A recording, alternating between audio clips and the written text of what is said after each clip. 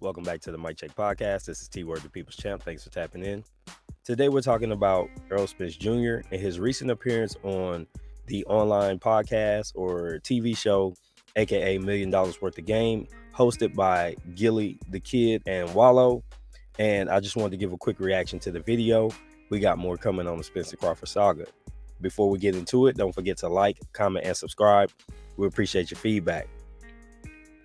All right, guys. So on Father's Day, late in the day, I guess I missed the original drop. I was able to catch the broadcast or the YouTube video with Errol Spence on $1,000,000 Worth of Game. Now, as everybody knows, Terence Crawford was on the show just a few weeks ago, part of the press run leading up to their mega fight on July 29th in Vegas. And I thought that it was a really good interview. And you got an opportunity to see a contrast in personalities between Errol Spence and Terence Crawford. So just the style of the interview in itself kind of lets you know the difference in the two men.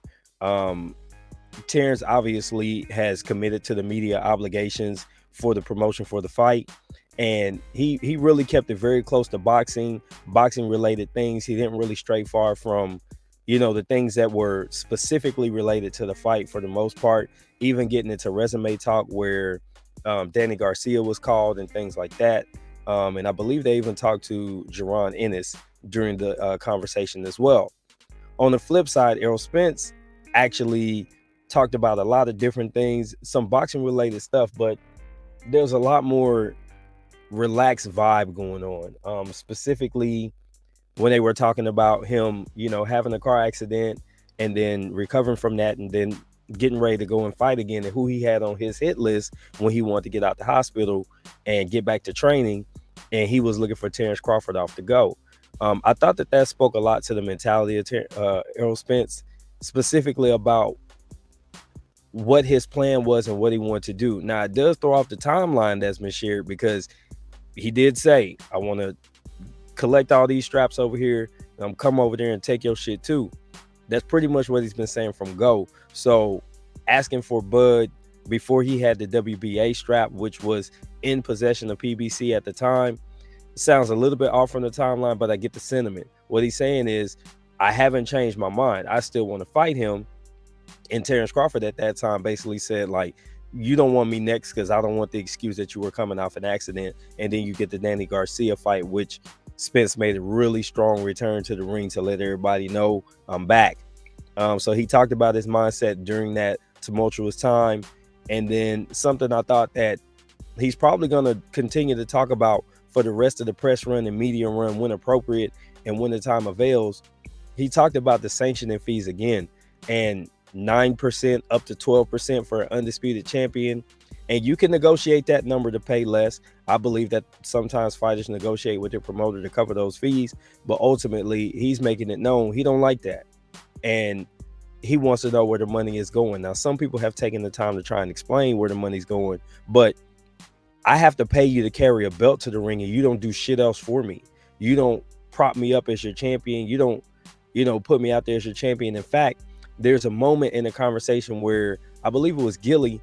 He's looking at the belt and he's asking, who are the faces on the belt? Now, I think it's cool that the person that you take the belt from, their face is on it. It's kind of like you get a scalp, right? So you put their face on there like, yeah, I took it from him. And then there's a legend on there, but the champ's face isn't on the belt, if I'm not mistaken.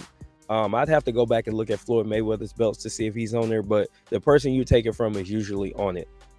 But what else is there? There's not even gold in the belt from what I understand. So these are things that he was addressing, and I thought that he's using his opportunity as a platform to speak out against things that don't make sense in boxing. But I also understand that there's going to be backlash from the sanctioning bodies, and it might be a good thing for boxing fans. Specifically, if fighters are talking trash about them, they'll start taking the belts away, and maybe we'll actually see the best fighting the best, questing for the belts, and they'll get some meaning back. So this could actually work out in our favor. And I thought something else that he shared, and I'm going to wrap it here. He said, if you take the belts away from us and we still fight, it's still the biggest fight in boxing. And I wholeheartedly agree. These are two of the best. These are the best at welterweight, two of the best in the world overall in boxing, going toe to toe, and they're going to square it up and settle it like men on July 29th. So we'd love to get your thoughts on the interview. This has been T for the Mic Check Podcast. Don't forget to like, comment, subscribe. Road to 500. We're almost there. Tap in with us if you haven't already. Until the next time I'm out. Peace, y'all.